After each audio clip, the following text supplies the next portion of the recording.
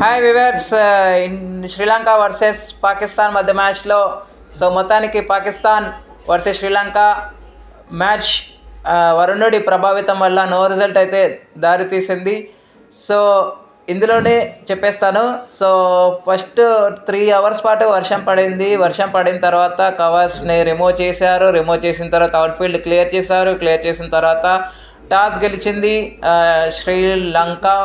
దానికి తగ్గట్టుగా బౌలింగ్ అయితే తీసుకోవడం జరిగింది. ఓవర్కాస్ట్ కండిషన్స్ ఉన్నాయి కాబట్టి దాన్ని యూటిలైజ్ చేసుకోలేకపోయింది. కాకపోతే మిగిలిన ఏవైతే ఓవర్స్ ఆడిందో దాన్ని యూటిలైజ్ చేసుకోలేకపోయింది. రన్స్ ఫ్లో అయితే పెరిగిందని చెప్పొచ్చు, మరీ ఎక్కువగా అయితే పెరగలేదు. ఒమైమా సోహెల్ అండ్ మునివాలి ప్రారంభించారు. 4.2 ఓవర్స్కి 18 for the loss of no వికెట్తో ముగించింది.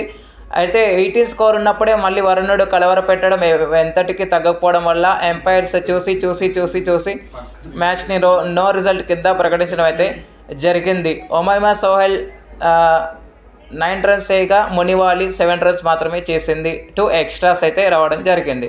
Okay friends, thank you. ఇలాంటి అప్డేట్స్ కోసం ఛానల్ని సబ్స్క్రైబ్, షేర్, లైక్, కమెంట్ చేయండి. మరొక అప్డేట్తో మీ ఉంటాను ఫ్రెండ్స్. అంతవరకు సెలవు, నమస్కారం.